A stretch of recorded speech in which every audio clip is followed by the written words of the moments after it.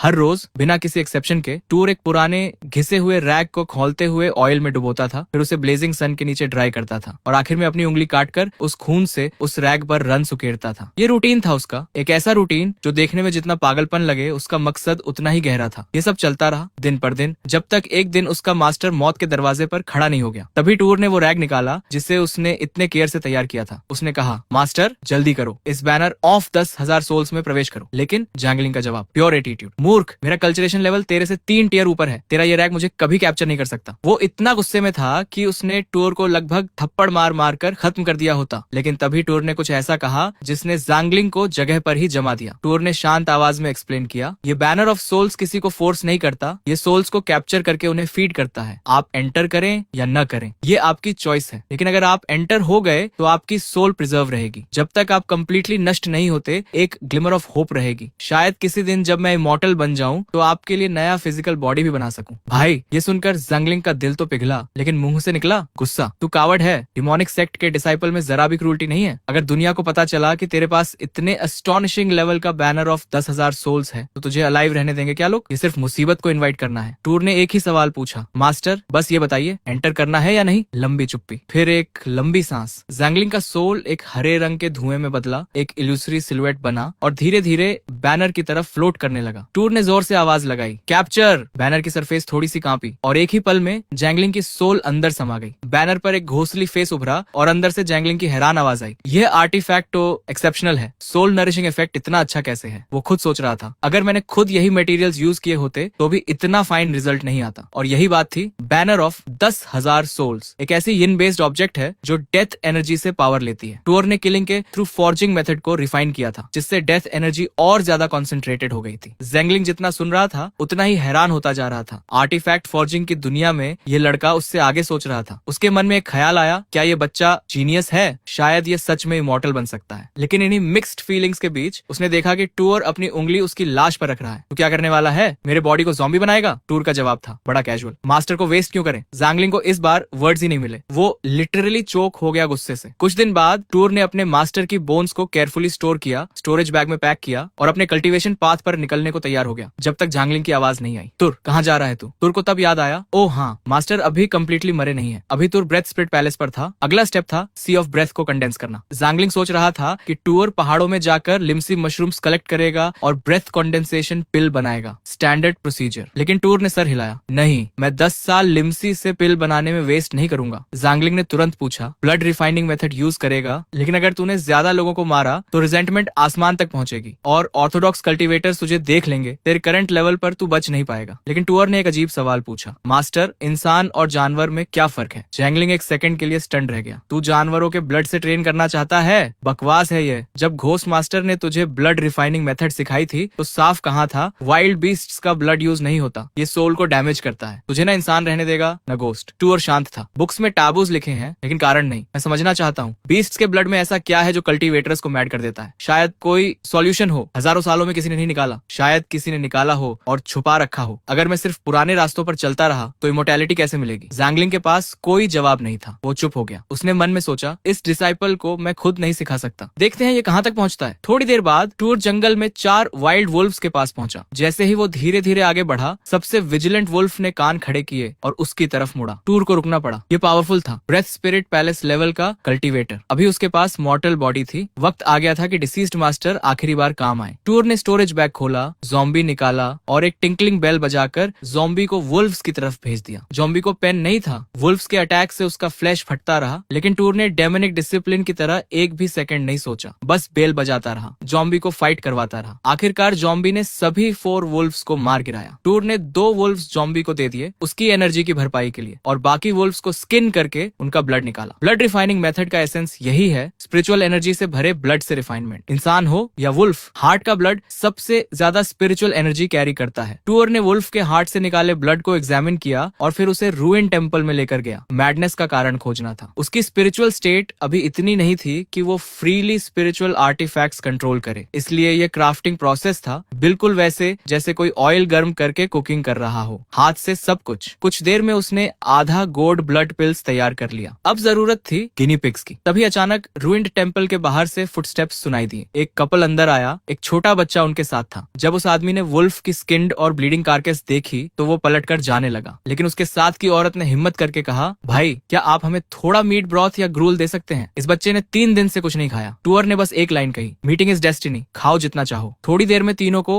Wolf soup मिल गया। वो इतना जल्दी जल्दी खाने लगे जैसे मौत के दरवाजे से वापस आए हों। आधा बोल खुद पिया, कुछ बच्चे को दिया। टूअर उन्हें ऑब्जर्व कर रहा था बिना कुछ दिखाए। उसे सस्पिशन हुआ उस आदमी के कपड़े ऑर्डिनरी नहीं लग रहे थे और औरत की कम्प्लेक्शन बिल्कुल हेलिसिस वाइट थी, पेजेंट जैसी नहीं। उसने पूछा, इस डिजर्टेड माउंटेन के टेंपल में क्यों आए? आदमी ने हेजिटेट किया, फिर बताया वो किकन से थे। उस डे डिस्ट्रिक्ट ने ऑर्डर दिया था कि 3000 वर्जिन बॉयज और गर्ल्स को इकट्ठा करके school of the green cloud sword के पास ट्रेनिंग के लिए भेजा जाए। बच्चे से बिछड़ना उन्हें मंजूर नहीं था, इसलिए रात को भाग निकले। टूर ये सुनकर और भी कंफ्यूज्ड हो गया। School of the green cloud sword, right path का पहला इमॉर्टल सेक्ट। उनका डिसाइपल सिलेक्शन इतना स्ट्रिक्ट होता है, ये तो कोई डेमोनिक कल्टीवेटर था जो उनका नाम यूज करके कुछ गड़बड़ कर रहा था। टूर ने मन में सोचा, क्विकन यहाँ से दूर है, मुझे इससे क्या लेना देना। अगले दिन सुबह जाओकुओ की नींद खुली तो उसने देखा रूइंड टेंपल में 2 वाइल्ड बोर्स थे और कुछ स्मॉल बर्ड्स एक केज में बंद थे और टूर उनके मुंह में वुल्फ ब्लड पिल्स ठूंस रहा था। साथ में एक बर्लप सैक पर डिटेल्ड चार्ट भी बना रखा था हर एनिमल की रिएक्शन को रिकॉर्ड करने के लिए। जाओकुओ ने सोचा ये सब गेम एनिमल्स हैं। उसका पेट ग्रॉल करने लगा लेकिन मांगने की हिम्मत नहीं थी। टूर ने उसकी एम्बैरेसमेंट नोटिस की और ऑफर किया, रिकॉर्ड्स लो इनके रिएक्शंस के और पॉट में जो मीट है वो तुम्हारा है। जाओकुओ ने बर्लप सैक लपक लिया और नोट्स लेने का प्रॉमिस किया। टूर ने हल्की सी स्माइल दी, अपना स्टाफ उठाया और वापस माउंटेन में चला गया। ब्लड पिल्स का स्टॉक कम था और ज्यादा प्रे चाहिए था। तभी बैनर के पीछे से जैंगलिंग की आवाज आई, इस फैमिली ऑफ 3 को बचाने का तेरा इंटेंशन क्या है? क्या तू इन्हें पिल्स टेस्ट करने के लिए यूज करना चाहता है? टूर रुक गया। उसने जेन्युइनली कंफ्यूज्ड एक्सप्रेशन के साथ कहा, मास्टर आपको अपनी सोल को नरिश करने के लिए आराम नहीं करना चाहिए, इन छोटी छोटी बातों की परवाह क्यों? लेकिन जैंगलिंग व्रीड था, मुझे डर है कि तू अपनी डेमोनिक कल्टीवेटर आइडेंटिटी एक्सपोज कर देगा। क्विकन दूर लगता है लेकिन ग्रीन क्लाउड स्वॉर्ड स्कूल की स्वॉर्ड कंट्रोल टेक्निक बेस्ट है दुनिया में, एक पल में पहुंच जाते हैं। तो मास्टर को मेरी केयर है। ये सुनकर टूर को अच्छा लगा। इस फैमिली को मैं हार्म नहीं करूंगा, इन्हें बचाया एक ही कारण से। जैंगलिंग ने पूछा, कौन सा कारण? लेकिन उससे पहले टूर को खुद हंसी आ गई, क्योंकि डिमोनिक वॉइस कल्टीवेशन का एक ही प्रिंसिपल है, follow your heart, do as you please. इन्हें क्यों बचाया? क्योंकि मन चाहा, बस। जैंगलिंग ये सुनकर जेन्युइनली स्टन्ड रह गया। ये बच्चा नेचुरल बॉर्न डेमोनिक कल्टीवेटर है, जो मन में आया वो कर दिया, नो सेकंड थॉट्स। वो बैनर ऑफ 10,000 सोल्स में डीप चला गया और चुप हो गया। उस शाम टूर कंधे पर लूमस लटकाए टेंपल में वापस आया, लेकिन जो सीन उसने देखा वो उसे भी स्टन कर गया। दोनों बोर्स जमीन पर थे, उनके सभी ऑनरीफाइसेस से ब्लड बह रहा था और केज के बर्ड्स के ज्यादातर फेदर्स उड़ चुके थे। सबने बड़ी तकलीफ में दम तोड़ा था। जाओकुओ के नोट्स में की मिली, बर्ड्स हो या बर्ड्स, जब भी उन्हें फिट आया उन्होंने वुल्फ जैसी हाउलिंग साउंड्स निकाली और फिर जानवरों की तरह काटने फाड़ने लगे। टूर ने कंक्लूजन निकाला, ब्लड पिल्स में रेजिजुअल वुल्फ सोल्स थी। इससे यूजर वुल्फ की हैबिट्स और सोल से पजेस हो जाता है। बॉडी और सोल दोनों कंज्यूम होते हैं मौत तक। लेकिन सोल्यूशन क्या था? ब्लड रिफाइनिंग मेथड के लिए सेम स्पीशीज को एक दूसरे को डिवोर करना होगा। वेरीफाई करने के लिए उसे एक वुल्फ पर टेस्ट करना था। वो रात को ही निकल गया। आज रात वुल्फ नहीं पकड़ा तो सोऊंगा नहीं। बहुत देर ढूंढने के बाद उसे एक लेम वुल्फ मिला। उसने उसके मुंह में वुल्फ ब्लड पिल डाली और शांति से वेट करने लगा। 2 घंटे बाद ट्रांसफॉर्मेशन। लेम वुल्फ सडनली उसकी तरफ झपटा, इंजर्ड पॉ की परवाह किए बिना। वो पहले से ज्यादा एनर्जेटिक था। टूर को कंफर्म हो गया, वुल्फ सोल वुल्फ को डिस्ट्रॉय नहीं करती, बस एग्रेसिव बनाती है। वो जोर से हंसने लगा, लेकिन तभी जैंगलिंग की आवाज आई, शाह सांस रोको। बिना सवाल किए टूर ने सांस रोक ली। अगले ही पल आसमान में एक ब्रिलियंट फ्लैश, एक स्ट्रीक ऑफ लाइट जो होराइजन के पार चली गई। जैंगलिंग की आवाज अनयूजुअली ग्रेव थी। ये शूटिंग स्टार नहीं था, ये सेक्शन के सोर्ड्समैन की फ्लाइंग सोर्ड थी, दुनिया के पहले ऑर्थोडॉक्स सेक्ट की। जो ये सोर्ड चला रहा है वो कम से कम प्रोफाउंड परसेप्शन स्टेज पर है। एक नजर में तेरा सिर काट सकता है। टूर सब समझ गया। वो चुपचाप बैठा रहा पूरी रात। दूसरी कोई फ्लैश नहीं आई और वो लेम वुल्फ वो लगातार आगे बढ़ता रहा। उसका इंजर्ड पॉ भी लगभग ठीक हो गया था। टूर ने उस वुल्फ को देखकर मुस्कुराते हुए कहा, अगर मैं कल्टीवेशन में सक्सीड हुआ तो ये सब तेरी वजह से होगा। फिर बचे हुए ब्लड पिल्स पानी में फेंके, एक टोकन ऑफ अप्रिशिएशन, और टेंपल से चल दिया। अब जब उसने बीस्ट ब्लड से रेजिजुअल सोल को पर्च करने का तरीका खोज लिया था तो बीस्ट ब्लड से कल्टीवेशन पॉसिबल थी। दूसरों को यह नॉनसेंस लगता, लेकिन टूर ने पहले से ही अपने मास्टर की सोल को प्रोटेक्ट करने के कई मेथड्स तैयार किए थे। बैनर ऑफ 10,000 सोल्स को महीनों स्टडी करने के बाद सोल्स की उसकी अंडरस्टैंडिंग अपने मास्टर से भी आगे निकल चुकी थी। यही था रूट्स को डीपली समझने का फायदा। अगले कुछ दिन वो किताबों में डूबा रहा, जमीन पर लगातार रून्स ट्रेस करता रहा। जाओकुओ दावा करता था कि उसने हजारों किताबें पढ़ी हैं, लेकिन टूर के सिंबल्स उसे कुछ भी समझ नहीं आता था। ये अब्जॉर्प्शन ज्यादा दिन नहीं चली। 5वें दिन दिन फ्लाइंग सोर्ड के डिसअपियर होने के बाद टूर सडनली जोर से हंस पड़ा। हो गया। वो तुरंत कॉल्ड्रन के पास गया, आग जलाई और बचा हुआ सारा ब्लड वाटर उसमें डाल दिया। पिल कंकॉक्शन शुरू होते ही एक स्ट्रॉन्ग फेटिड ओडर फैल गई। जाओकू अपनी वाइफ और बच्चे को लेकर तुरंत बाहर निकल गया। इस बार टूर ने 20 ब्लड पिल्स तो बनाए, लेकिन उन्हें डायरेक्टली गोड में नहीं डाला। उसने बैनर ऑफ 10,000 सोल्स निकाला। उसने अपनी उंगली काटी, खून को एंकर की तरह यूज किया और बैनर पर सैकड़ों रून्स ट्रेस करने लगा। उसकी स्पिरिचुअल एनर्जी तेजी से ड्रेन होने लगी। चेहरा पेपर की तरह सफेद हो गया, लेकिन उसने दांत भींचे और डटा रहा, एक एक रून प्रिसीजन के साथ। और जब आखिरी रून परफेक्ट तरीके से कंप्लीट हुई, उसने वीकेंड बॉडी के बावजूद खुद को फोर्स किया और 20 ब्लड पिल्स का पूरा गोड बैनर ऑफ 10,000 सोल्स पर उंडेल दिया। अगले ही पल पिल से छोटी छोटी ग्लिमर्स निकली, बिखरी और बैनर में अब्सॉर्ब हो गई। टूर ने एक्साइटमेंट में अपनी मुट्ठियां भींच ली। सक्सेस।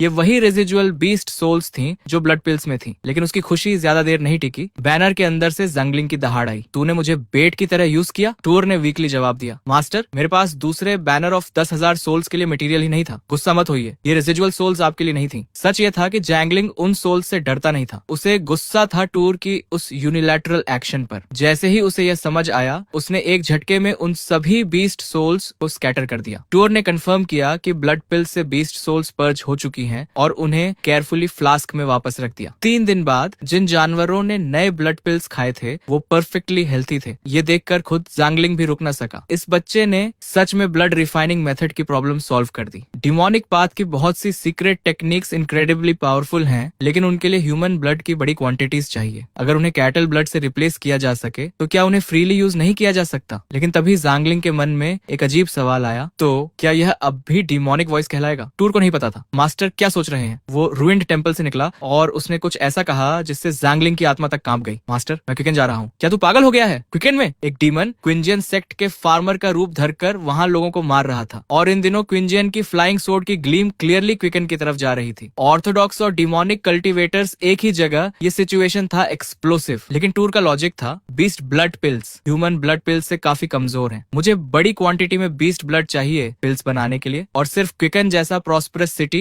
ये जरूरत पूरी कर सकता है। जैंगलिंग फिर भी वरीड था। अगर तू मुझे साथ ले गया तो ये बैनर ऑफ 10,000 सोल्स तेरी डिमोनिक आइडेंटिटी का सबसे बड़ा प्रूफ होगा। कोई भी क्विंजियन कल्टीवेटर मिला तो तू बचेगा नहीं। जैंगलिंग सोच रहा था कि टूर उनके सोर्ड्समैन को कैसे डिसीव करेगा, लेकिन जो आइडिया टूर ने सजेस्ट किया वो उसने सोचा भी नहीं था। टूर ने कहा कि बैनर को जाओकुओ की फैमिली के पास छोड़ देगा और जब कल्टीवेशन और एडवांस्ड हो जाए तो वापस लेने आएगा। जैंगलिंग लंबे समय तक चुप रहा, जैसे इस सेपरेशन को एक्सेप्ट कर रहा हो। टूर उसे कंफर्ट करने ही वाला था कि जैंगलिंग ने कुछ अजीब कहा, तू एक छोटा सा नोविस डीमन अभी स्कूल छोड़ने के लिए रेडी नहीं है। उसकी बात पूरी भी नहीं हुई थी कि बैनर ऑफ 10,000 सोल्स से कांटलेस ब्लैक शेडोज निकले और पूरे माउंटेन पर स्वीप हो गए। टूर स्टंड रह गया। मास्टर, आपने अपनी कल्टीवेशन डिसिपेट कर दी। जैंगलिंग की आवाज एक्सट्रीमली वीक थी, लेकिन सेल्फ सेटिस्फाइड भी। उसने अपना पूरा डिमोनिक ऑरा स्कैटर कर दिया था, बस थोड़ी कंसीलमेंट के लिए। अब ये स्पिरिट आर्टिफैक्ट खुद फॉर्च्यून जनरेट करेगा, किसी डीमन का रीइंकार्नेशन नहीं लगेगा। क्विंजियन सोर्ड सेक्ट का लीडर देखेगा तो कुछ सस्पिशियस नहीं मिलेगा। लेकिन मास्टर, ये बैनर ऑफ 10,000 सोल्स अब ज्यादा से ज्यादा 3 साल तक ही आपको सपोर्ट कर सकता है। जैंगलिंग की आवाज में एक चैलेंज था। अगर तू 3 साल में टाओइस्ट कोर स्टेज तक पहुंच गया तो तेरे मास्टर को बचाया जा सकता है। टूर जानता था ये प्रोवोकेशन थी, लेकिन रोक नहीं सका खुद को। 3 साल में आपको बचाने का रास्ता जरूर निकालूंगा। पहले टेम्पर कंट्रोल कर, फिर बोस्ट कर। तेरा मास्टर सोने जा रहा है, मरना नहीं है तो डिस्टर्ब मत करना। जैंगलिंग की आवाज धीरे धीरे फेड हो गई। बैनर एक साइलेंट व्हाइट फ्लैग की तरह लहराने लगा, एक भी आवाज नहीं। टूर उस व्हाइट फ्लैग को देखता रहा, खोया हुआ। तभी उसके मन में एक परफेक्ट डिस्गाइज का आइडिया आया। क्विकन में वो एक टाओइस्ट मंक बनकर जाएगा, फॉर्च्यून टेलर। प्लान था कि क्विकन में जो जनरल पैनिक फैली हुई थी उसका फायदा उठाकर फॉर्च्यून टेलिंग से पैसे कमाए जाएं। लेकिन सरप्राइज, कोई नहीं आया। घंटों बाद फाइनली एक कस्टमर आया। वो था एक वेल नोन लोकल थग, वॉरियन, और उसने कहा कि टूर उसकी लास्ट नेम गेस करे। ये बंदा क्लियरली अपनी लुक्स पर कॉन्फिडेंट होकर आया था, लगभग मजाक उड़ाने। भीड़ सांस रोककर देख रही थी। टूर ने कॉन्फिडेंटली एक बेट प्रपोज किया। पहली प्रेडिक्शन के लिए सिर्फ 1 कॉइन। अगर मैं सही हूँ तुम मुझे 1 कॉइन दो, अगर गलत हूँ मैं तुम्हें 100 गुना लौटाऊंगा। थोड़ी दूर पर एक कूल एलिगेंट फीमेल कल्टीवेटर थी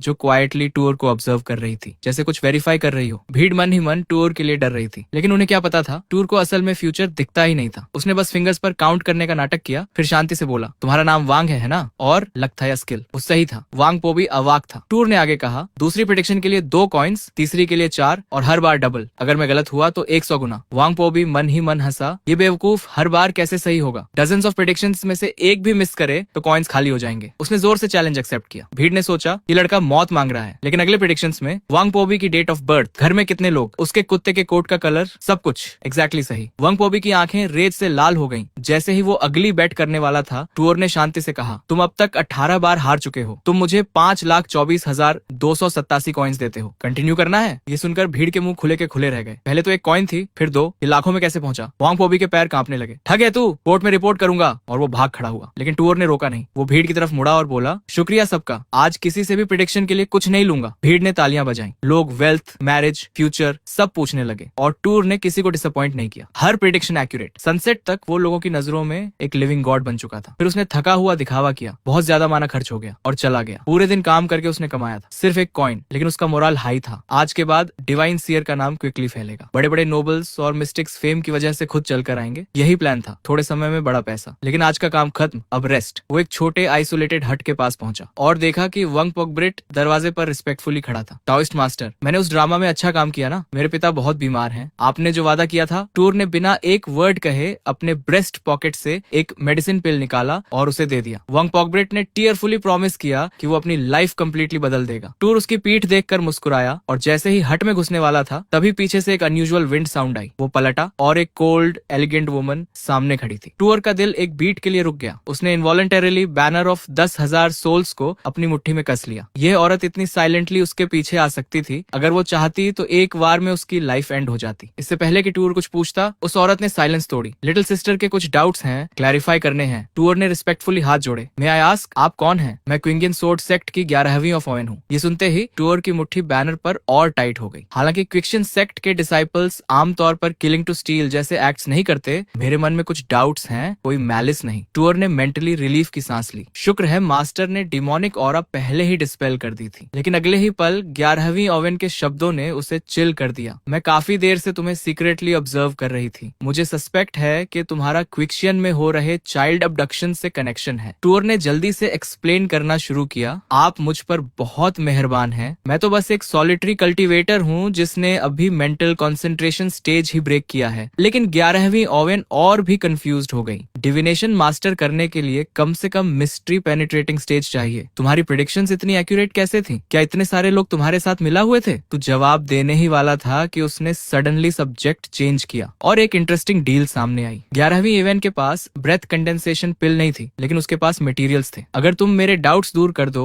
तो मैं मटेरियल्स एक्सचेंज में दूंगी। टूर का दिल खुश हो गया। उसे तो पिल बनाना आती ही थी और ये इंग्रेडिएंट्स तो एक्सट्रीमली रेयर थे। वो उसे अपनी जगह ले आया। 11वीं इवेंट ने जनरसली कई रिफाइंड ज़ैड फ्लैक्स निकाले, टॉप क्वालिटी मटेरियल्स। दुनिया के पहले सेक्ट के पास रिसोर्सेज की कोई कमी नहीं थी। टूर ने एक्सप्लेन किया, मैंने किसी का फ्यूचर प्रेडिक्ट नहीं किया, मैंने उनके वर्ड्स और बिहेवियर से डिड्यूस किया। अगर कोई बूढ़ा बच्चे के बारे में पूछे तो उसके घर में हेयर नहीं है। अगर यंग मैन पूछे तो शायद उसकी बेटियां ही हैं। जो वेल्थ मांगते हैं उन्हें कम रिस्क लेने की एडवाइस, जो सिक्योरिटी मांगते हैं उन्हें फोर्टिफाइंग पिल्स। बस वेग रहो और उन्हें खुद रिकॉग्नाइज करने दो, वो खुद तुम्हें लिविंग गॉड मान लेंगे। टूर ने ऐड किया, ये टैलेंट मैंने अपनी क्रॉसिंग से पहले डेवलप किया था, प्रोफेशनल वर्ल्ड की इंटरनल स्ट्रगल्स में। 11वीं ओवेन डीपली इम्प्रेस्ड थी। अगर तुम मुझे बिविच करना चाहते तो शायद हाई कल्टीवेशन भी काफी नहीं होती। तभी उसने एक अनएक्सपेक्टेड रिक्वेस्ट की, क्या तुम क्विकन के चाइल्ड अबडक्शंस इन्वेस्टिगेट करने में मेरी हेल्प करोगे? सिटी की फोर्सेस इतनी इंटरट्विन्ड थी कि सेवेरल डेज की इन्वेस्टिगेशन में कोई लीड नहीं मिली थी। जो बात उसने नहीं बताई वो ये थी, ये उसका फाइनल एग्जाम था। एज्योर स्काई स्वॉर्ड के एल्डर्स ने उसके लिए एक स्पेशल हेक्साग्राम ड्रॉ किया था जिसमें प्रेडिक्ट था कि वो इस लाइफ में अपने स्वर्ण एनिमी से मिलेगी और एक ऐसे बेनिफैक्टोर से भी जो उसकी हेल्प करेगा। 11वीं ओवेन को बिलीव था कि टूर वही बेनिफैक्टर था। टूर ऑनेस्टली रिफ्यूज करना चाहता था, इंग्रेडिएंट्स तो मिल ही गए थे, लेकिन उसने सोचा ऑर्थोडॉक्स सेक्ट के साथ कनेक्शन एस्टेब्लिश होना वैल्यूएबल था। प्लस 11वीं ओवेन फ्री कल्टीवेशन रिसोर्सेज दे रही थी, फ्यूचर में डिस्काउंट भी मिल सकता था। और सबसे इंपॉर्टेंट, शायद एज्योर स्काई सोर्ड सेक्ट के पास मास्टर को बचाने का कोई तरीका हो। आखिरकार उसने हाँ कह दी, हेल्प करूंगा, लेकिन पहले ब्रेथ कंडेंसेशन पिल बनाने दो। 11वीं ओवेन ने सोचा और नोट किया। उसने अपनी फ्लाइंग सोर्ड बुलाई और टूर को सिटी के बाहर अपनी कल्टीवेशन केव में ले गई। साथ में कुछ ओल्ड एल्केमी मैनुअल्स भी दिए रेफरेंस के लिए। टूर ने बिना टाइम वेस्ट किए केव में एनर्जी कंसंट्रेशन सर्कल सेटअप करना शुरू किया। 11वीं इवेंट हेल्प करने आई, लेकिन उसने देखा कि टूर का सर्कल उससे बिल्कुल अलग था और जब उसने इफेक्ट देखा तो और भी सरप्राइज्ड हो गई। टूर के सर्कल की एनर्जी कॉन्सेंट्रेटिंग एफिशिएंसी उसकी खुद की मेथड से भी ज्यादा थी। क्या आजकल सभी सॉलिटरी कल्टीवेटर्स इतने गिफ्टेड होते हैं? टूर ने एक्सप्लेन किया, मैंने एनर्जी कॉन्सेंट्रेटिंग सर्कल से बहुत सारे अननेसेसरी इंकैंटेशंस हटा दिए। स्ट्रक्चर सिंपल है लेकिन एफिशिएंसी ज्यादा है। 11वीं एवेन और जानना चाहती थी, तभी सडनली एक सिजनर विंड केव में घुसी। उसमें बच्चों की रोने की आवाजें मिक्सड थी मॉर्नफुल मोन्स के साथ। दोनों के चेहरे बदल गए। कहीं पास में कोई डीमन अपनी डार्क आर्ट्स प्रैक्टिस कर रहा था। दोनों तुरंत उस एनर्जी को फॉलो करके निकल पड़े। कुछ ही मिनट्स में एक वास्ट वैली सामने आया और जो नजारा दिखा उसने दोनों को स्टोन बना दिया। वैली में 100 से ज्यादा रॉटिंग कॉर्प्सेस का ढेर था। मौतें एट्रोशियस थी, टेरिफाइंग। बॉडीज डिकम्पोजिशन के अलग अलग स्टेजेस में थी। कुछ सिर्फ रॉटिंग फ्लैश का मैस, कुछ अभी भी ह्यूमन फॉर्म में। ये सजेस्ट करता था कि यह किलिंग्स अलग अलग समय पर हुई थी, एक long standing series of horrors. और सबसे डिस्टर्बिंग डिटेल, सभी बॉडीज के हार्ट्स रिप्ड आउट थे। टूअर सिर से पांव तक कांप गया। 11वीं ओयन की आवाज आई, ये डिमोनिक सेक्ट का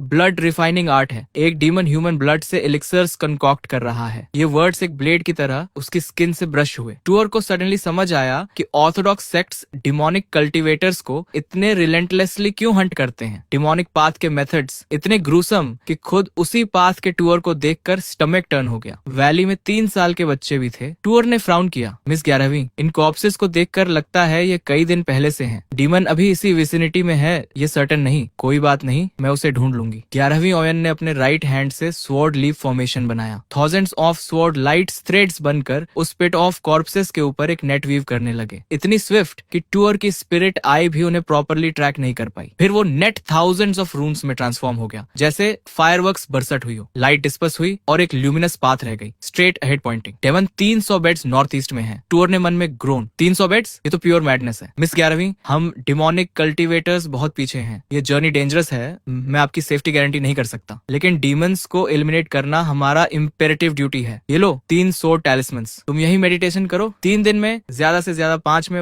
वापस आ जाऊंगी। 11वीं एवेन ने राइट हैंड उठाया। 3 streaks of white light arrows की तरह टूअर की तरफ आई और अगले ही पल उसका बॉडी एक बीम ऑफ लाइट बना और नॉर्थ ईस्ट की तरफ शूट हो गया। स्काई में सिर्फ एक ल्यूमिनस स्वॉर्ड ट्रेल रह गया, शूटिंग स्टार जैसा। टूर खड़ा देखता रहा। मिस 11वीं, काश आपने कुछ और तालिस्मन्स दिए होते, 3 तो ज्यादा नहीं है। तभी व्हाइट बैनर से जांगलिंग की आवाज आई, अलस, ये लड़की इनएक्सपीरियंस्ड है इस डीमन के खिलाफ। टूर जेन्युइनली सरप्राइज्ड हो गया। मास्टर, आप जाग गए, कुछ और दिन रेस्ट करिए। फिर उसने खुद अपना सिर पीटा। हाय, मुझे उनसे और टैलिस्मन्स मांगने चाहिए थे। अगर वो प्रॉमिस करती तो मैं उनका प्रॉपर फ्यूनरल कर सकता था और उनके सेलेस्टियल ट्रेजर्स इनहेरिट करने का अपॉर्चुनिटी मिलता। जांगलिंग इस बार लिटरली स्पीचलेस हो गया। वो अब भी जिंदा है, तू पहले से उसके फ्यूनरल की बात कर रहा है। मास्टर, मैं इसीलिए चुप रहा था, डर था कि आपकी आवाज उसे कुछ सस्पिशियस लगे। एक स्पिरिट आर्टिफैक्ट की आवाज एक ओल्ड मैन जैसी नहीं होनी चाहिए, जेड सोर्ड जैसी होनी चाहिए। किड, कॉकी मत हो, तेरे मास्टर को रिमाइंड करना था कि यह जगह ऑर्डिनरी नहीं है। टूर ने मिस्टीरियस कॉन्फिडेंस के साथ सर हिलाया। मास्टर, रेस्ट करिए, मैं एक नया क्रम्बलिंग ड्रैगन हूँ, मेरा अपना रिदम है। फिर उसने सीरियस होकर कहा, वैसे मैं मिस 11वीं को वार्न करना चाहता था, लेकिन वो इतनी जल्दी चली गई। एक डेमोनिक कल्टीवेटर के लिए कॉर्प्स पिट सिर्फ डेथ की जगह नहीं होती। ब्लड रिफाइनिंग मेथड वाला कोई भी एडप्ट इतनी सारी बॉडीज यूं ही नहीं छोड़ता। फ्लैश, बोन्स, रिसाइडुअल सोल्स, सब उसके यूज की चीजें हैं। इतनी बॉडीज छोड़ी हैं, मतलब इस पिट में कुछ हाइड है, कोई ट्रेजर। जांगलिंग ये सुनकर एक्साइटेडली चिल्लाया, तो वार्न करना ही क्यों चाहता था? ट्रेजर्स छुपा ले पहले। टूअर ने सर हिलाया। मास्टर, ये डेमोनिक ट्रेजर्स होंगी। अगर वो कुछ दिन बाद वापस आई और मुझे हिडन ट्रेजर्स के साथ देखा, एक ब्लो में मेरा सर उड़ा देगी। जांगलिंग थोड़ा रुका, तो पहले ट्रेजर्स छुपाओ, फिर एज्योर सोर्ड क्लैन में उससे शादी करके एंट्री लो। टूर की आंखें चमकी। मास्टर, आप जीनियस हैं, लेकिन सच में क्या मेरा कोई चांस है? उसने अपनी चिन स्ट्रोक की और 11वीं ओयन की परफेक्ट ब्यूटी का ख्याल आते ही एक ल्यूट स्माइल उसके चेहरे पर आ गई। अगर मिस 11वीं को कोई ऑब्जेक्शन नहीं है तो मैं अपना बॉडी बेचने के खिलाफ नहीं हूँ। टूर के मुंह से ये निकला और जांगलिंग ने तुरंत रियलिटी चेक दिया। सपने देखना बंद कर। तू एक छोटा सा डीमन, अगर एज्योर सोर्ड के रेल में घुसा तो वहाँ हार्ट एग्जामिनेशन से तू डस्ट बन जाएगा, सोल एक्सट्रैक्शन से भी ज्यादा ड्रेडफुल। एक भी मेलेवलेंट थॉट और बस खत्म। टूर ने हार मान ली। मास्टर सही है, मैं आर्ग्यू नहीं करूंगा। डेमोनिक पाथ से आया हूँ, लेकिन एक सॉल्टेड फिश को भी सपने देखने का हक है। और उसने चुपचाप उस मैरिज अलायंस के सीड को अपने दिल में प्लांट कर दिया, शायद कभी काम आए। जांगलिंग ने देखा कि टूर सोच में डूबा है तो जल्दी से बोला, अब क्या सोच रहा है? ट्रेजर निकालने नहीं जाएगा? टूर ने सर हिला दिया। मास्टर, अभी वक्त नहीं है। सेलेस्टियल मिस्ट्री का एलिक्सिर मिला है, पहले पिल बनाओ, कल्टीवेशन करो। एक्स्ट्रा कॉम्प्लिकेशंस क्यों? लेकिन उसके अंदर क्या छुपा है? क्यूरियस नहीं है तुझे? क्यूरियस हूँ, लेकिन हर चीज का एक वक्त होता है। अभी मेरे पास स्पिरिचुअल ओशन कंडेंस करने का गोल्डन चांस है, कुछ ही दिनों में सक्सीड हो सकता हूँ। ट्रेजर की तरफ ध्यान गया तो सिर्फ कॉम्प्लिकेशंस बढ़ेंगी। उसने फर्मली कहा, मास्टर, ये बॉडी अभी बहुत वीक है, जब स्पिरिचुअल ओशन कंडेंस हो जाए तब ट्रेजर ढूंढेंगे। और अगर 11वीं डोवेन पहले वापस आ गई तो ये मेरी डेस्टिनी नहीं थी। जांगलिंग ने एक लंबी सांस ली। ठीक है, तू जाने, और वो बैनर ऑफ 10,000 सोल्स में चला गया। टूर ने उस पावरफुल लोकेशन की तरफ एक बार भी नहीं देखा, पलटा और केव में वापस आ गया। प्रिकॉशन के तौर पर उसने एंट्रेंस पर सिंपल ट्रैप्स लगाए और अंदर डेंजर लाइन कार्व की, दूर रहो। सब सेट करने के बाद उसने पिल बनाना शुरू किया। एनर्जी कंडेंसिंग पिल की मेथड एक्चुअली डिफिकल्ट नहीं थी। प्रैक्टिस के साथ उसने काउडल में ऑनियल गर्म किया, ऑक्सिलरी हर्ब्स एक साथ डाले, डिकॉक्शन पर स्लो फ्लेम रखी। फिर उसने सबसे क्रूशियल इंग्रेडिएंट सेलेस्टियल मिस्ट्री का एलिक्सर केयरफुली कॉल्ड्रन में ड्रॉप किया, और तभी कुछ वंडरफुल हुआ। कॉल्ड्रन के अंदर अपने आप एक एनर्जी वॉर्टेक्स फॉर्म हो गया। अगर एलिक्सर की क्वालिटी मीडियोकर होती तो टूर को 3 घंटे लगातार खड़े रहकर खुद मैनेज करना पड़ता, कॉन्स्टेंटली स्टरिंग, 1 सेकंड भी अटेंशन हटाए बिना। लेकिन हाई क्वालिटी इंग्रेडिएंट्स को सिंपलेस्ट मेथड्स चाहिए होते हैं। ये फर्स्ट रेट एलिक्सर खुद ही बाकी हर्ब्स का एसेंस अब्सॉर्ब कर रहा था। टूर को कुछ नहीं करना था, लेकिन वो इधर उधर नहीं गया, वो वहीं बैठा रहा पूरी पेशेंस के साथ। पिछले जन्म में पढ़े हजारों नॉवेल्स और इस जन्म में मास्टर के सुनाए नेगेटिव एग्जाम्पल्स सब याद थे। एलिक्सर प्रिपरेशन के दौरान नेग्लिजेंस से हुई disasters, stolen medicine, unforeseen incidents, total failures, इन सब लेसन्स को याद करते हुए टूर और भी फोकस्ड हो गया। पलक भी नहीं झपकी पूरे 3 घंटे। जब कॉल्ड्रन का डिकॉक्शन कंप्लीटली डिसअपियर हुआ, एक अनयूजुअल ग्रीन कलर की पिल कॉल्ड्रन के ऊपर जेंटली फ्लोट कर रही थी। दूर से देखो तो एक एक्सक्विजिटली ब्यूटीफुल जेड स्कल्पचर लगे, पास से देखो तो उसमें एक टाइनी वॉर्टेक्स था, बिल्कुल डेंटियन के स्पिरिचुअल ओशन जैसा। टूर ने बिना एक वर्ड कहे उसे उठाया, माउथ में रखा और एक झटके में स्वॉलो कर लिया। फिर क्रॉस लेगेड बैठ गया, आंखें बंद, मेडिटेशन। पिल जैसे ही एब्डोमेन में पहुंची, वो एक इंटेंसिबल सब्सटेंस में ट्रांसफॉर्म हो गई। टूर की स्पिरिचुअल थॉट के कंट्रोल में वो स्लोली डेंटियन की तरफ डिसेंड करने लगी। वहां स्टोर्ड एनर्जी जैसे उसकी कॉल का वेट कर रही थी, पिल के अराउंड कॉइल होकर खुद ब खुद स्पिन करने लगी। हर रोटेशन के साथ वॉर्टेक्स थोड़ा वीक होता गया। टूर ने पूरी कंसंट्रेशन लगाई इस न्यू वॉर्टेक्स को रिलेंटलेसली कंट्रोल करते हुए। ऐसा लगा जैसे ये कंप्लीटली डिसिपेट हो जाएगा बिना कुछ छोड़े। एक सॉलिटरी प्रैक्टिशनर को यहाँ पैनिक आ जाता, लेकिन टूर के पास स्कूल का ट्रांसमिशन था। मास्टर ने टेक्स्ट रिसाइट करते हुए जो फंडामेंटल सिखाए थे वो अब काम आ रहे थे। ये मोमेंट जब वॉर्टेक्स डिसिपेट होता है, यही सबसे क्रूशियल होता है। सक्सेस या फेलियर सब यही डिसाइड होता है। टूर ने सारा कंट्रोल रिलीज कर दिया। कॉन्शियसनेस भी एक फ्लो बन गई। वो उस इंगल्फिंग वर्लपूल में प्लंज कर गया जैसे एक नेबुला उसके अराउंड स्वर्ल कर रही हो, और तभी उसने आंखें वाइड खोली और जोर से हंस पड़ा। वो हंसी पूरी केव में गूंज गई। डिस्ट्रक्शन के बाद रीबर्थ, सेल्फ बॉर्न वॉर्टेक्स और डेंटियन का स्पिरिचुअल ओशन फाइनली कंडेंस हो गया था। अब बिना सीटेड मेडिटेशन के भी वो हेवन और अर्थ की एनर्जी एब्जॉर्ब कर सकता था। कल्चरेशन स्पीड पहले से 100 गुना तेज। लाइफ एनर्जी स्टेज पर कोई प्रैक्टिकली मॉर्टल ही होता है, लेकिन स्पिरिट ओशन स्टेज ये कंप्लीटली डिफरेंट स्टोरी है। अब इनफ एनर्जी थी ज्यादा स्पेल्स कास्ट करने के लिए, अब वो मियर मॉर्टल नहीं था। स्पिरिट ओशन स्टेज के प्रैक्टिशनर्स सालों ट्रेनिंग करते हैं, जैसे 11वीं ओयन की sword technique, instantaneous, no incantation, lightning fast. ये लॉन्ग और आर्जुअस ट्रेनिंग का रिजल्ट था। टूर के पास क्वीन सेक्ट के सारे सोर्ड मैन्युस्क्रिप्ट्स भी होते तो वो कुछ नहीं कर सकता था। फ्लाइंग सोर्ड के लिए लंबे इनकैंटेशंस चाहिए। कुक्ड स्टेज के कल्टीवेटर की लाइफ स्पैन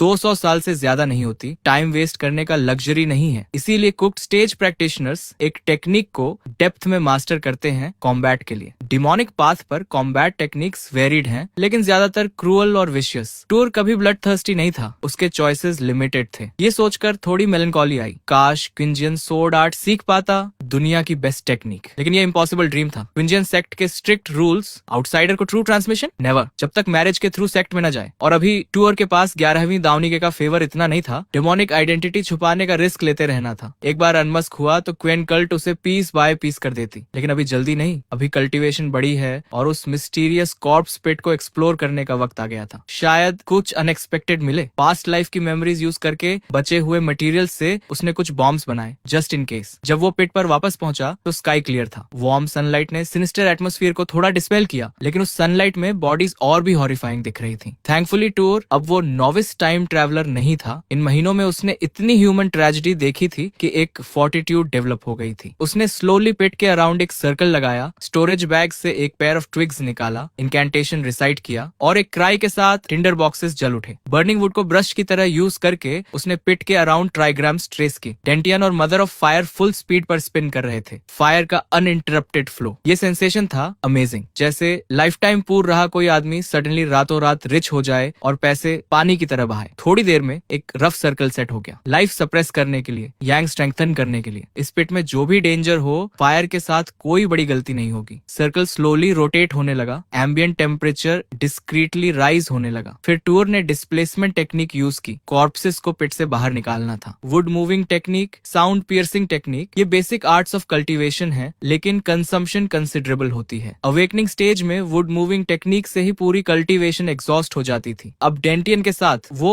एक्चुअली एक कल्टीवेटर लग रहा था। उसने लॉन्ग इनकैंटेशन रिसाइट किया, हैंड से ग्रास्पिंग जेस्चर्स की। एक इनविजिबल फोर्स बॉर्न हुई, एक कॉर्प्स उठा, स्लोली पिट से बाहर आया। शुरू में टेक्निक क्लमजी थी, एक एक करना पड़ता था, पूरी कंसंट्रेशन चाहिए थी। एक मोमेंट की डिस्ट्रैक्शन और स्पेल स्कैटर हो जाता। अगर अभी कॉम्बैट में मूवमेंट टेक्निक यूज की होती, सुइसाइड होता। 11वीं ओवन जैसे किसी सोर्ड्समैन के सामने तो इनकैंटेशन पूरी होने से पहले ही सोर्ड लाइट से पीसेस हो जाता। लेकिन अभी तो वो उस बच्चे की तरह था जिसे नया फेवरेट टॉय मिला हो, पसीने में भीगा हुआ लेकिन फेस पर सेटिस्फाइड स्माइल। आखिरी कॉर्प्स बाहर आने तक उसने मूवमेंट टेक्निक की टायरलेस प्रैक्टिस की और तब पिट का बॉटम फाइनली रिवील हुआ। टूर झुककर देखा और जो दिखा उसने उसे जेन्युइनली स्टन कर दिया। उस लार्ज होल के बॉटम में एक बुद्धा स्टैच्यू था, स्टोनिंग से ब्लैकेंड, मोशनलेस, लेकिन पास से देखने पर उसका लार्ज बेली एक मिस्टीरियस लाइट एमिट कर रहा था, जैसे अंदर कोई ऑब्जेक्ट हो। टूर की क्यूरियोसिटी जाग गई। इस वर्ल्ड में इमॉर्टल्स और बुद्धास की लेजेंड्स थी, लेकिन उतनी डिटेल्ड नहीं जितनी टूर की पास्ट लाइफ में थी। बुद्धिस्ट ट्रांसमिशन यहाँ पर्टिकुलरली रेयर था। बोधिसत्वा जैसे टर्म्स तो कभी सुने ही नहीं थे, सब बस बुद्ध ही कहते थे। और सबसे स्ट्रेंज बात, बुद्धिज्म यहाँ ऑर्थोडॉक्स सेक्ट नहीं था। सबसे फेमस बौद्धिक सेक्ट निर्वाण सेक्ट को डेमोनिक सेक्ट माना जाता था। इसकी वजह थी बुद्धिज्म का ये belief, no matter what atrocities you've committed, एक बार इनिशिएशन ले लो, नाइफ रख दो, बुद्धा बन जाओ। टूर ने मजाक में उसे मर्सीफुल बुद्धा पॉलिसी कहा था। बहुत से डीमंस जब ऑर्थोडॉक्स पाथ से हंट होते थे, निर्वाणा सेक्ट में शरण लेते और उन मंक्स ने सबको बिना एक्सेप्शन एक्सेप्ट किया। ऑर्थोडॉक्स पाथ नेचुरली एक्सेप्ट नहीं कर सका, सब पाप करके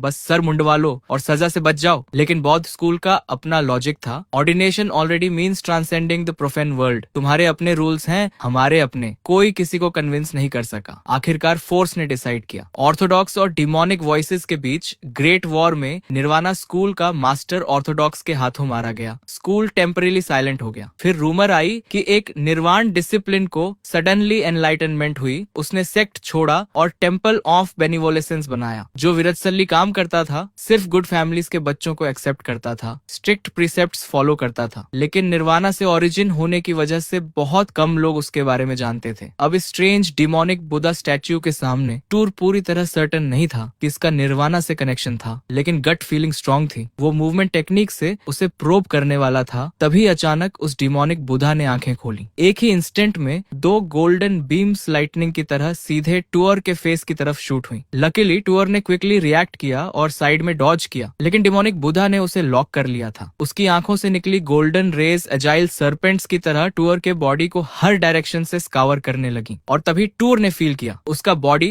जैसे किसी इनविजिबल फोर्स ने इम्प्रिजन कर लिया। रिजिड, लिम्प, हर मूवमेंट आधा बीट लेट। ये था जेन्युइनली इंसीडियस, ट्रैप था। और डीप डाउन टूर तुरंत जान गया। उसने इमीडिएटली वो फॉर्मेशन एक्टिवेट किया जो उसने पहले सेट किया था। एक इंस्टेंट में रोरिंग फ्लेम्स का सर्कल एयर में राइज हुआ, एक पावरफुल वॉल ऑफ फायर जिसने डिमोनिक बुद्धा की गोल्डन रेस को आइसोलेट कर दिया। टूर का बॉडी रिलैक्स हुआ, सप्लनेस वापस आई। प्रिपेयर्ड रहना ट्रबल से बचाता है। अगर ये फॉर्मेशन पहले नहीं बनाई होती तो ट्रैप में फंस जाता। लेकिन रिलीफ की सांस पूरी भी नहीं हुई थी कि एक स्ट्रेंज चांट कानों में आई, lay down the knife, become Buddha at once. ये वर्ड्स जो सॉलम और मजेस्टिक होने चाहिए थे, टूर को एक मॉर्नफुल डिमोनिक मेलोडी जैसी लगी जो सोल्स को टीयर करती हो। उसका माइंड ट्रबल्ड हो गया, सेंसेस डिस्टर्ब्ड हो गए, पैर वीक पड़ गए, वो मुश्किल से खड़ा रह पाया। और वो डेमोनिक बुद्ध पिट के बॉटम से स्लोली राइज करते हुए उसकी तरफ फ्लोट करने लगा। उसी एक्सट्रीम डेंजर के मोमेंट में जैंगलिंग की ट्रांसमिशन आई, जल्दी अपने कान म्यूटिलेट कर। टूर को एक सेकंड के लिए कॉन्शियसनेस वापस आई और उसने दोनों कानों पर एक स्विफ्ट मोशन में खुद हाथ मारा। एक ringing sound, year drums rupture होने का शार्प पेन और इंटेंस डिजीनेस एक साथ। वो लगभग बैलेंस खो बैठा, लेकिन दांत भींचे टिका रहा। कानों से ब्लड बह रहा था, उसने इग्नोर किया। चेस्ट से 11वां दावन का दिया स्वॉर्ड टैलिस्मैन निकाला, स्पिरिचुअल ब्रेथ का इंपल्स दिया और वो broad spanning sword talisman instantly एक डैजलिंग स्प्लेंडर में अनफर्ल हो गया, मीटर शॉवर की तरह सीधे डीमन बुद्धा की तरफ। डीमन बुद्धा ने मॉर्टल थ्रेट फील किया। उसकी आंखों से गोल्डन रेज वायलेंट कोलिजन के लिए बर्स्ट हुई सोर्ड लाइट से। लेकिन ये सोर्ड लाइट लाइटनिंग जैसी स्विफ्ट,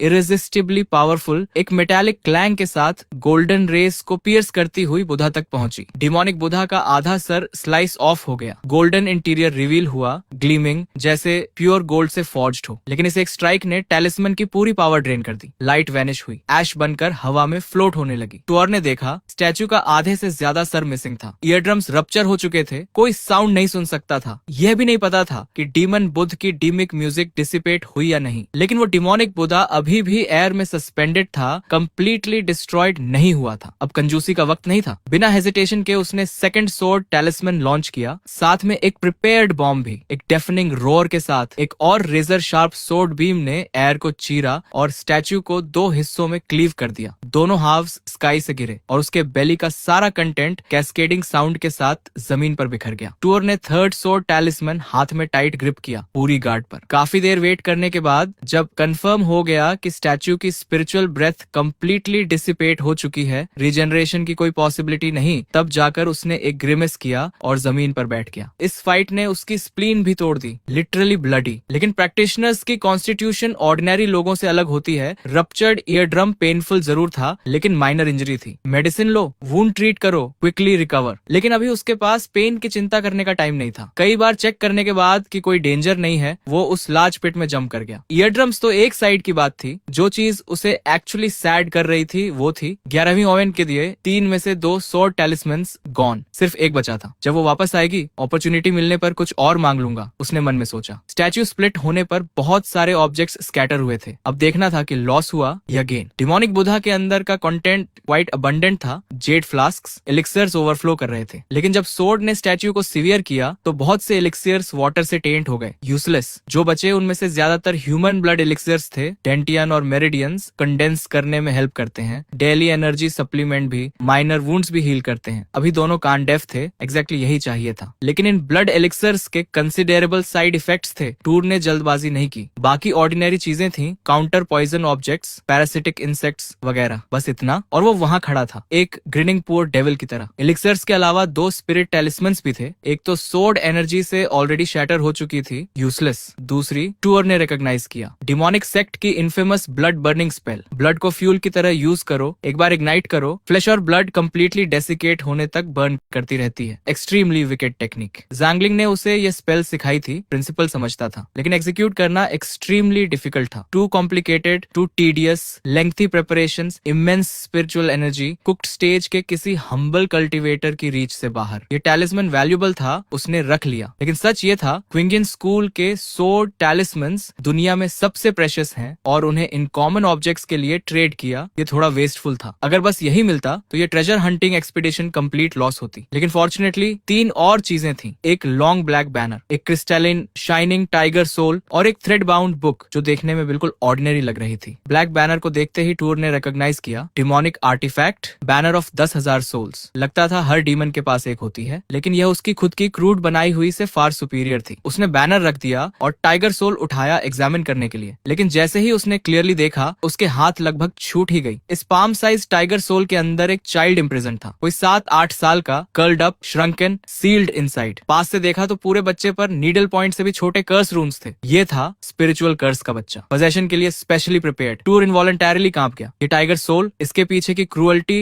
और विकेटनेस अनइमेजिनेबल थी। डिमोनिक कल्टीवेटर्स अक्सर अनजस्ट एक्ट्स करते हैं, ये कॉमन प्रैक्टिस है। जब फिजिकल बॉडी डिस्ट्रॉय हो जाए तो पोजेशन के केसेस फ्रीक्वेंट हैं। टूर के मास्टर ज़ांग गोंगलिंग ने भी कई बार पोजेशन की थी और हर बार स्पिरिचुअल सोल थोड़ी और वीक हुई। फोर्स्ड पोजेशन सोल को बहुत डैमेज करती है। इसे लेसन करने का कोई तरीका? हाँ, अप टू 9 मेथड्स हैं। लेकिन ये स्पिरिचुअल कर्स बच्चे डिमोनिक सेक्ट का सबसे क्रूअल और सबसे effective possession method. Close blood का एक बच्चा लो, उसे टाइगर सोल के अंदर अलाइव रिफाइन करो, क्रिटिकल मोमेंट में डायरेक्टली उस बच्चे का बॉडी पोजेस करो। क्लोज ब्लड का बच्चा कहाँ से मिलेगा? सिंपल, खुद पैदा करो। कैसे? डिमोनिक सेक्ट के पास बहुत मेथड्स हैं। एक काफी नहीं, कम से कम डजन्स चाहिए ताकि सूटेबल कैंडिडेट मिले। जब बच्चा 6-7 साल का हो जाए, उसकी कॉन्शियसनेस को फियर और नाइटमेयर से डिस्ट्रॉय करो, कंप्लीटली इडियट बना दो, अलाइव रखो, लेकिन रेजिस्टेंस केपेबल नहीं। इस टाइगर सोल में सील्ड बच्चा अलाइव था, लेकिन डेड से कम नहीं था। स्पिरिचुअल कर्स बच्चे को कैरी नहीं करना होता। जब डीमन का बॉडी डिस्ट्रॉय हो, उसकी सोल ऑटोमेटिकली इस टाइगर सोल में एंग्रेव्ड फॉर्मेशन की तरफ ड्रॉ होती है और डिसेंड करती है। कुछ ही दिनों में रीबर्थ, फिर जल्दी से पोजेशन। यह डिमोनिक कल्ट में सर्वाइवल का एक्सेलेंट मींस था, लेकिन एक्सट्रीमली क्रूअल। यहाँ तक कि टूर के मास्टर ज़ैंगलिंग ने भी सिर्फ इसके बारे में सुना था, दिल नहीं हुआ था प्रैक्टिस करने का। तो डीमंस में भी फर्क होते हैं। ज़ैंगलिंग जैसा एल्डर दोनों पाथ्स में असेंशन किया था, बट कुछ लाइंस था जो उसने कभी क्रॉस नहीं की। हम कभी नहीं सुनते कि कोई इमॉर्टल बना। स्पिरिट की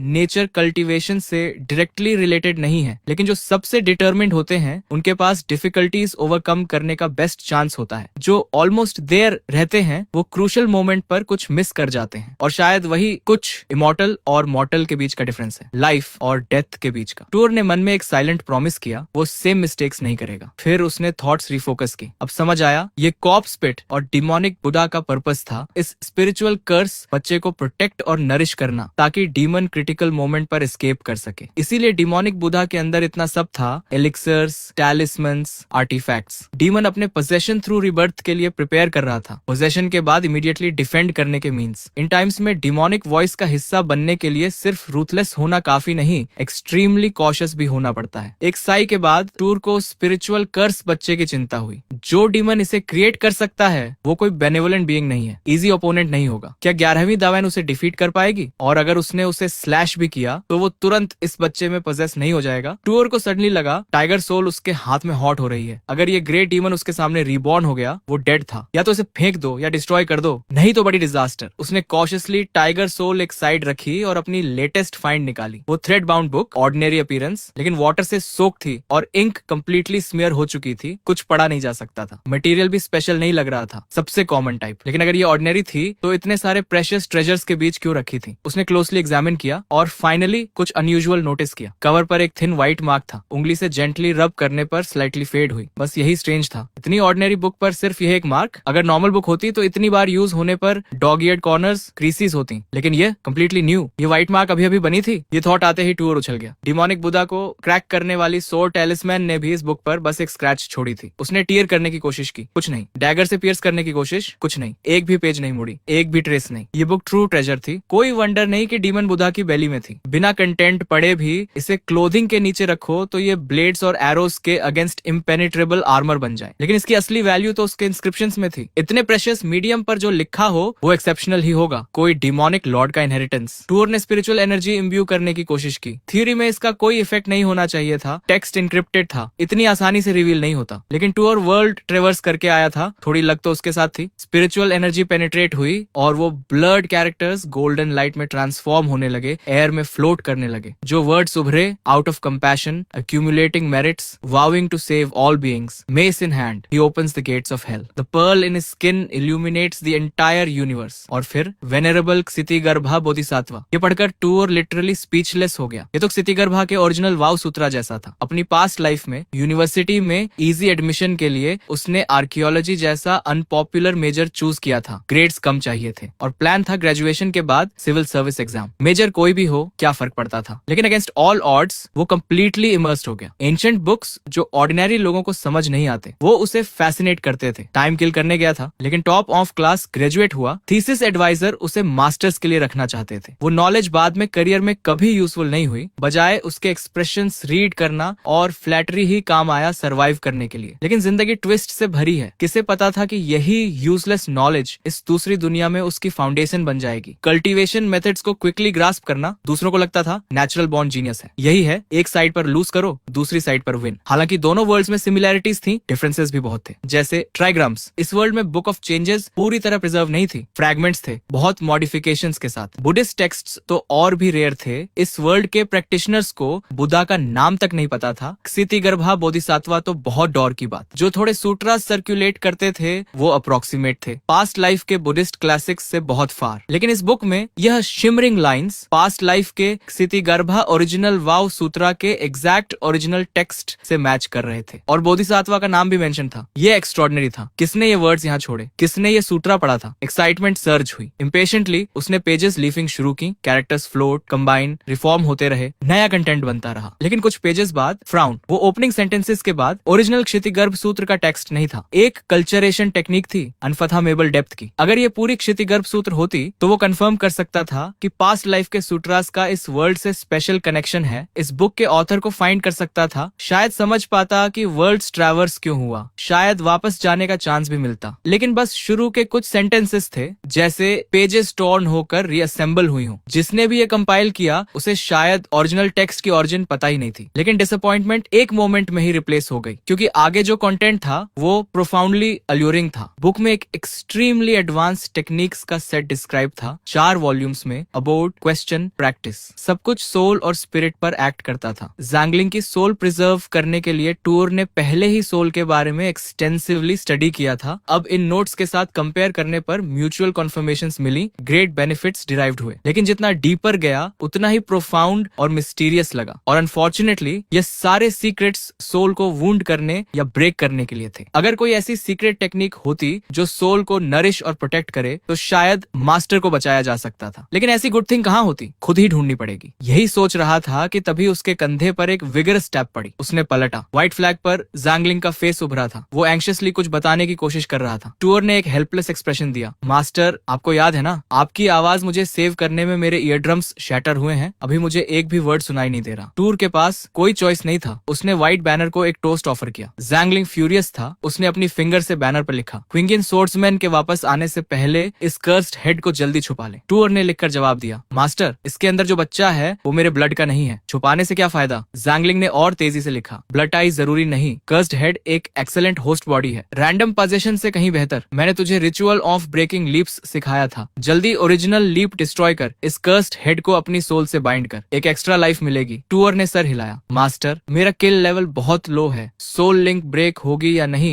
ये सर्टेन नहीं, और अगर होगी भी तो 3 से 5 दिन नहीं, बहुत टाइम लगेगा। 11वीं लेवल की उस लेडी की स्किल से वो डीमन कब का स्लाइस हो चुका होगा। पोजेशन एक इंस्टेंट में होती है, मेरे पास टाइम नहीं होगा। जैंगलिंग ने लिखा, ट्राई नहीं करोगे तो कैसे पता चलेगा कि टू लेट है? कर्स्ड हेड जैसा अपॉर्चुनिटी रेयर है। लेकिन टूर ने फर्मली सर हिलाया, मास्टर, 3 साल में आपको इमॉर्टल बनना है। पोजीशन की प्रिपरेशन क्यों? जैंगलिंग ने उसे एक रिजेंटमेंट भरी नजर दी, लेकिन फाइनली साई किया और कन्विंस करना बंद किया। वो जानता था एक बार टूर का मन बन जाए वो नहीं बदलता। तो फिर जल्दी उस कर्स्ड हेड को डिस्ट्रॉय करो। वो डीमन पोजेस करे तो एक जेस्चर में तुझे एशेस बना देगा। टूर ने एक मोमेंट सोचा, मास्टर, मैं सिंपली डिस्ट्रॉय नहीं करूंगा। हम डीमनिक कल्टीवेटर्स हमेशा लॉस नहीं लेते। उस कर्स्ड हेड को टच नहीं करूंगा, लेकिन उस डीमन की सोल के लिए एक ट्रैप जरूर सेट करूंगा। जैंगलिंग ने लिखा, वो डीमन कम से कम टोंक्शन लेवल का है। अगर सिर्फ स्पिरिट बची भी हो तो भी तुझे एक फ्लिक में किल कर सकता है। जानता हूँ, लेकिन मेरे पास अभी भी एक सोर्ड टेलिस्मैन है। सरप्राइज अटैक में टोंक्शन लेवल सोल के खिलाफ चांस है। प्लस अभी अभी ये सोल अटैक्स वाला मैनुअल मिला है। रिस्की है, लेकिन मकाओ गैम्बलिंग किंग की स्टाइल फॉलो करूंगा, ऑल इन। अगर टोंक्शन लेवल सोल मिल गई, प्रॉफिट्स एक्स्ट्रॉर्डिनरी होंगे। टूर ने और एक्सप्लेन किया, मास्टर, आपको पोजेशन का एक्सटेंसिव एक्सपीरियंस है। अगर इस कर्स्ड हेड के अलावा किसी ट्रेनिंग अरेंजमेंट से डीमन की पोजेशन को ब्लॉक किया जाए, कितना टाइम मिल सकता है? जैंगलिंग को कुछ हमिस लगा। ये किड सीक्रेटली मेरी एक्सटेंसिव पोजेशन एक्सपीरियंस पर कमेंट कर रहा है, लेकिन अभी सेटल करने का टाइम नहीं था। उसने लिखा, तेरे लेवल पर ट्रेनिंग की हेल्प के साथ भी टोंक्शन के रेकलेस स्पेल्स को रेजिस्ट करना मुश्किल होगा, लेकिन अगर एक ब्लो पैरी कर सका, चांस है। सोल बॉडी से सेपरेट होने पर ट्री विदाउट रूट्स बन जाती है। जितने स्पेल्स यूज करे उतनी तेजी से डिप्लीट होती है। टोंक्शन भी ज्यादा देर नहीं टिक सकता। बस उस कर्स्ड हेड और उसके ओनर का लिंक सीवर करना होगा। डीमन की सोल ट्रैप करो, टाइम बाय करो, जितना टाइम मिले उतना बेटर। मास्टर, यही मैं भी सोच रहा था। टूर ने वो लॉन्ग ब्लैक बैनर उठाया, authentic banner of 10,000 souls demonic sect का। उसकी खुद की बनाई जंग से 100 गुना बेटर। यही आर्टिफैक्ट था जिस पर सक्सेस या फेलियर डिपेंड करती थी। जैंगलिंग और टूर दोनों इसी प्लानिंग में थे। जैसे मान लिया हो कि 11वीं एवेन उस डीमन को कट डाउन कर देगी। फेलियर की पॉसिबिलिटी किसी ने कंसिडर नहीं की। आखिर क्विंजियन स्वॉर्ड स्कूल दुनिया में पहली थी। उधर 300 बेड्स दूर कोल्ड मिस्ट माउंटेन, उस माउंटेन पर एक नेमलेस टेम्पल था। आसपास के सभी विलेजेस जानते थे यहाँ मास्टर ची रहते हैं। सैल्वेशन ऑफ ऑल बीइंग्स उनकी स्पेशलिटी। जो बच्चे के लिए आए, बच्चा मिला। जो वेल्थ के लिए आए, बिजनेस प्रॉस्पर हुई। जो एग्जाम पास करने की दुआ मांगे, कम से कम बैचलर तो बने। इतने मिराक्युलस मास्टर की वजह से वो छोटा सा टेम्पल मार्केट डे जितना क्राउडेड रहता था। हर रोज वो कंपैशनेट मास्टर सबकी डिफिकल्टीज रिजॉल्व करते। लेकिन आज अलग था। प्री डॉन रिचुअल्स से पहले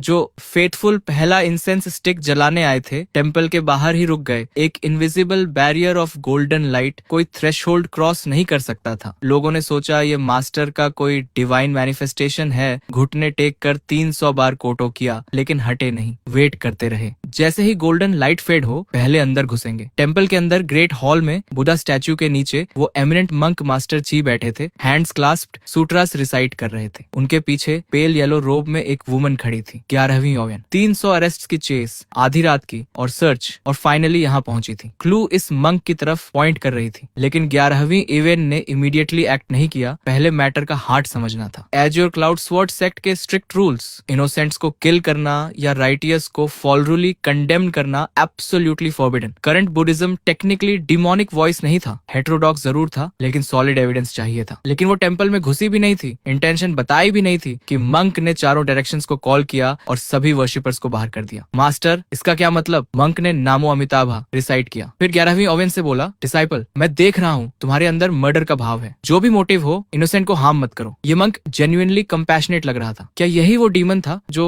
ट्रेनिंग के लिए किल करता था? लेकिन 11वीं ओवेन ने अपनी हार्ड वन क्लू पर ट्रस्ट किया। इन इनोसेंट्स की ग्रीफ सब इसी मोंक से लिंक्ड थी। कंसंट्रेट करने पर उसके रोब से रोने और मोर्निंग की आवाजें आ रही थी। 11वीं ओवेन वर्ड्स में स्किल्ड नहीं थी। डायरेक्टली पूछा, मैं उस डीमन को ट्रेस करते हुए यहाँ आई जिसने इतने विक्टिम्स बनाए। मास्टर, क्या आपका उस मर्डरर से कनेक्शन है? मंक ने सर हिलाया। मैंने कभी किसी को हार्म नहीं किया। तो ये रोब ग्रीफ से क्यों सैचुरेटेड है? बीइंग्स अंधे हैं, बीइंग्स सफर करते हैं, मैं उनकी हेल्प करता हूँ। उनकी ग्रीवेंसेस नेचुरली मुझ पर आती हैं। नामो अमिताभा। ये कहते हुए मंक के बॉडी पर एक गोल्डन ग्लो आया, जैसे बुद्धा का गोल्डन बॉडी। 11वीं ओवेन ने फ्राउन किया। ये टेक्निक अनयूजुअल थी। सेक्ट के टेक्स्ट्स में कुछ ऐसा डिस्क्राइब था। बुद्धिस्ट टेक्निक लग रही थी, लेकिन सेक्ट के आर्काइव्स इतने वास्ट थे कि सब याद नहीं रह सकता था। अर्जेंसी में वो रिकॉल नहीं कर पाई। मॉन्क ने हेलो में मैजेस्टिक दिखते हुए कहा, डिसाइपल, तुम मर्डर के इरादे से आई हो। यह एंगर का एम्बॉडीमेंट है। मैं सूत्रस रिसाइट करके तुम्हारे इविल थॉट्स डिस्पेल करता हूँ। 11वीं ओवेन ने रिटोर्ट किया, अपराइट होना और लोगों को स्क्वायर से रिड करना। यह इविल थॉट कहाँ से हुआ? तुम प्रैक्टिशनर हो, वर्ल्डली अफेयर्स तुम्हारा बिजनेस नहीं। इन्हें खुद पर मत लो, नहीं तो बैड फ्रूट होगा। यही इविल थॉट है। जल्दी रिड करो वरना पनिशमेंट होगी। 11वीं ओवेन को लगा ये मोंक सोफिस्ट्री बोल रहा है, लेकिन वो एलोक्वेंट नहीं थी, जवाब नहीं दे पाई। तभी मंक के बॉडी से नई गोल्डन ग्लो निकली। गोल्डन बॉडी के ऊपर golden armour. Mind speech technique नहीं, ये था जेन ऑफ स्पीच। तुम निर्वा कल्ट के डीमन हो। 11वीं ओवेन का फेस सडनली चेंज हो गया। जोचन, वाइटल पॉइंट्स प्रोटेक्ट के। मास्टर, यह इविल का एम्बॉडीमेंट है। तुम मेरे ग्रेट वेपन की सटलिटी नहीं समझते। निर्वाणा सेक्ट सभी बीइंग्स की हेल्प करती है। इविल कहाँ है? क्या तुम्हारा निर्वाणा सेक्ट इनोसेंट्स को किल करके बीइंग्स को हार्म नहीं करता? मंक पर लाइट गिरी। एनिमी आइडेंटिफाई हो गया। ओवेन ने हेजिटेट नहीं किया। Kill on the spot. Nirvana sect, demonic sect, जो कहता था नाइफ रखो तो बुधा बनो, और इस जस्टिफिकेशन से दुनिया के सारे इविल लोगों को वेलकम करता था। बहुत पहले निर्वाणा सेक्ट का leader azure cloud sword sect के लीडर की सोर्ड से गिरा था। दोनों सेक्ट्स के बीच न सिर्फ ऑपोजिशन था, बल्कि डीप पर्सनल हेट्रेड भी था। निर्वाणा टेक्निक रिकॉग्नाइज हो गई। ग्रीफ से भरा रोप दिख गया। क्लू कंफर्म हो गई। 11वीं ओवेन के मन में कोई डाउट नहीं था। तभी मंक ने कहा, तो यही है तुम्हारा ऑर्थोडॉक्स वॉइस का असली चेहरा। रीजन से जीत नहीं सकते तो एंगर में किल करते हो। फिर कौन डेमोनिक पाथ पर है? मॉन्क पर गोल्डन लाइट की एक और लेयर आई, जेन ऑफ स्पीच। इस पूरे टेम्पल को ट्रेम्बलिंग हुई,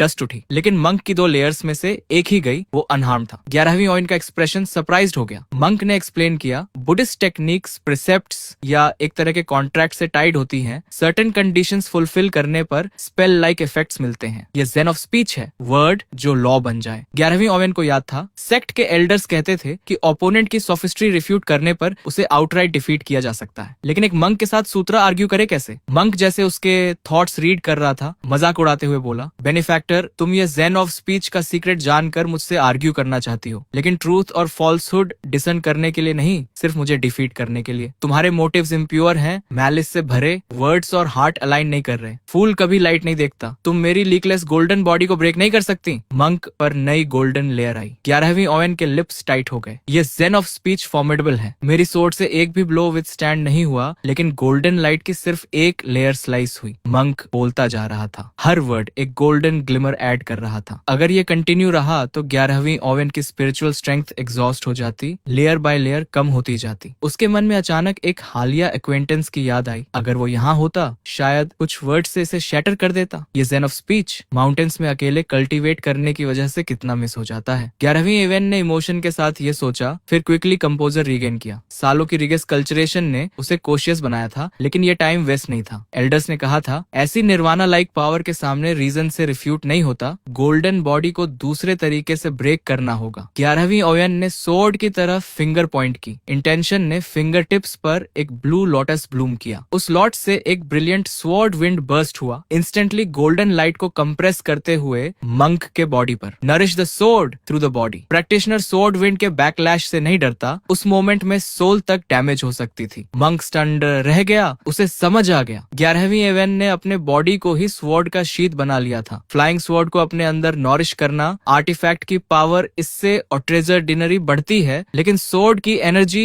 पूरे बॉडी में कोर्सिंग करती है, एक ऐसा पेन जो बहुत कम लोग एंड्योर कर सकते थे। एज्योर नेबुला स्कूल में भी ऐसे कितने थे, हार्ट ऑफ द स्वॉर्ड और हार्ट ऑफ मैन। अगर दोनों यूनिफाइड रहें, दोनों स्ट्रेट रहें, तो वुंड कैसा। 11वीं ओवेन के फिंगर पर लाइट और ब्रिलियंस स्वर्ल कर रही थी। स्वॉर्ड डिसेंडेड जैसे कोई फेरी अर्थ पर उतरी हो। 10,000 स्वॉर्ड रेज एक लोटस की तरह ब्लूम हुई। 11वीं ओवेन की स्वॉर्ड इतनी टिरानिकल थी कि मंक का गोल्डन बॉडी विथस्टैंड नहीं कर सका। उसने डेस्परेटली एक ब्लड रेलिक और एक गोल्डन स्क्रोल ह्यूमन स्किन से बना हवा में हुर्ल किए। ये दोनों आर्टिफैक्ट्स उसने खुद काउंटलेस ह्यूमन लाइफ से फॉर्ज किए थे, डेमोनिक सेक्ट के ट्रू ट्रेजर्स। लेकिन जैसे ही इन आर्टिफैक्ट्स की लाइट ने 11वीं इवेन की स्वॉर्ड को स्ट्राइक किया, relic shatter, golden scroll turn apart, countless primordial souls उससे एस्केप हुई, लेकिन वो भी स्वॉर्ड लाइट से क्लीव हो गई। 11वीं ओवेन पर कोई इफेक्ट नहीं। जैसा उसने कहा था, heart of the sword अनशेकन। Monk का गोल्डन बॉडी पेपर की तरह था उस स्वॉर्ड लाइट के पहले टच पर। आखिर में उसके मोनास्टिक रोब में सोन सैकड़ों टैलिस्मेंस, वो भी रोब के साथ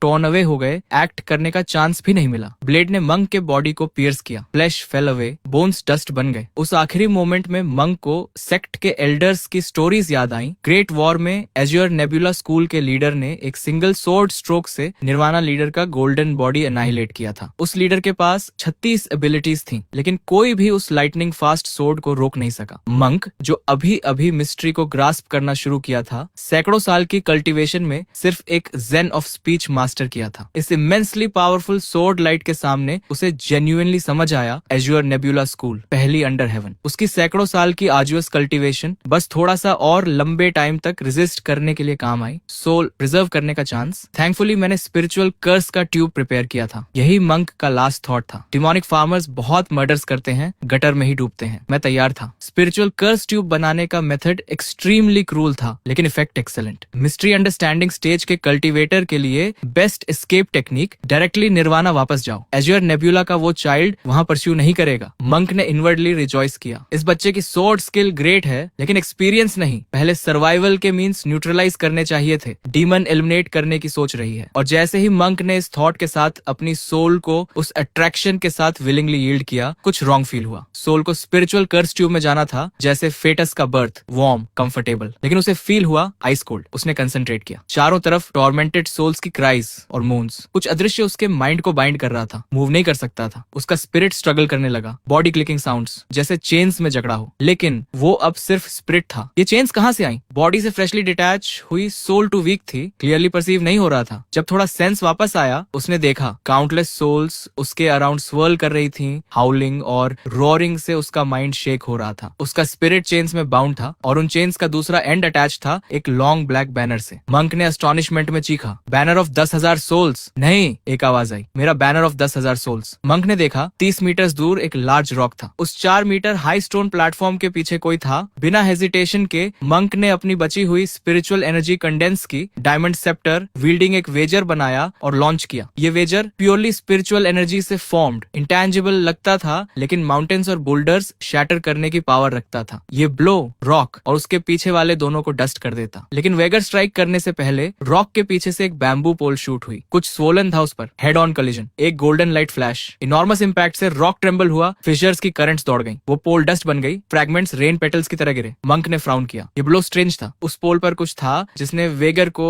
रॉक के पीछे छुपे टूर ने जेन्युइनली स्टन्ड होकर एक्सक्लेम किया। तो यह है true palace of understanding the mystery. अगर अभी डॉज नहीं किया होता, सीव की तरह पियर्स हो जाता। जैंगलिंग ने उस किलर को ग्लेयर किया। ये किड किससे फूल बना रहा है? लेकिन क्रैक्ड रॉक देखकर जैंगलिंग को एडमिट करना पड़ा। अपनी फर्स्ट ट्रांसमिग्रेशन में भी वो इस डीमन के स्पिरिट जितना रेजिलिएंट नहीं था। बॉडी से सेपरेटेड सोल होनी चाहिए, फ्रेजाइल, विंड और रेन भी सहन नहीं होनी चाहिए, जरा सी इंजरी पर डिस्पेट हो जाए। लेकिन ये डीमन की स्पिरिट एक्स्ट्रा ऑर्डिनरीली कंडेंस्ड और बैनर ऑफ 10,000 सोल्स के पुल को भी रेजिस्ट कर रही थी। अगर ये फ्री होती, एक ग्लांस में किल कर देती। फिर भी जैंगलिंग वरीड नहीं था। टूर ने इस डीमन के लिए बहुत प्रिपरेशंस की थी, इनिशियली ऑर्थोडॉक्स मेथड से डिविएट करके। डीमन का कर्स चाइल्ड और मंक का लिंक, सोल को डायरेक्टली कर्स चाइल्ड में जाना चाहिए था। लेकिन टूर के मेथड ने इस ट्रांसमिशन को टेम्पोरल बैरियर के बाहर एक पोजीशन पर डाइवर्ट कर दिया था। सोल जर्नी के कई 100 किलोमीटर्स के मुकाबले ये टेम्पोरल गैप कुछ नहीं था, लेकिन ये स्मॉल डिस्टेंस लाइफ और डेथ के बीच का की था। जैंगलिंग ने कभी नहीं सोचा था कि टूर कर्सेड चाइल्ड और उसके मास्टर के बीच के लिंक को भी डिसीव कर सकता था, ये किसी बुक में नहीं था। और जो जैंगलिंग को और भी एस्टॉनिश करता था, महीनों बैनर ऑफ 10,000 सोल्स को स्टडी करके टूर ने उसे कम्प्लीटली ग्रास्प कर लिया था। वो black banner simplest traditional method से क्राफ्टेड था, लेकिन टूर पर इसे आउटविट करना इजी था। कोई और आर्टिफैक्ट होता तो इतना इजी नहीं होता। जैंगलिंग के लिए यह मॉडेस्टी था टूर की, लेकिन सच ये था कि सैकड़ों साल कल्चरेशन करके भी जैंगलिंग ने बैनर ऑफ 10,000 सोल्स को इस लेवल पर स्टडी नहीं किया था। ये डिसिप्लिन जेन्युइनली कल्चरेशन जीनियस था। हालांकि ट्रैप ट्रिगर हो चुकी थी, रिजल्ट परफेक्ट नहीं था। मंक की स्पिरिट डायमंड बैनर में इम्प्रिजन थी, लेकिन फियर्सली स्ट्रगल कर रही थी। वीकनिंग का कोई साइन नहीं। टूर ने एक्सपेक्ट नहीं किया था कि यह डीमन इतना टिनेशियस होगा। उसने डिस्क्रीटली आखिरी सोर्ड टैलिस्मैन हाथ में ग्रिप किया। प्लान था बैनर में कैप्चर करके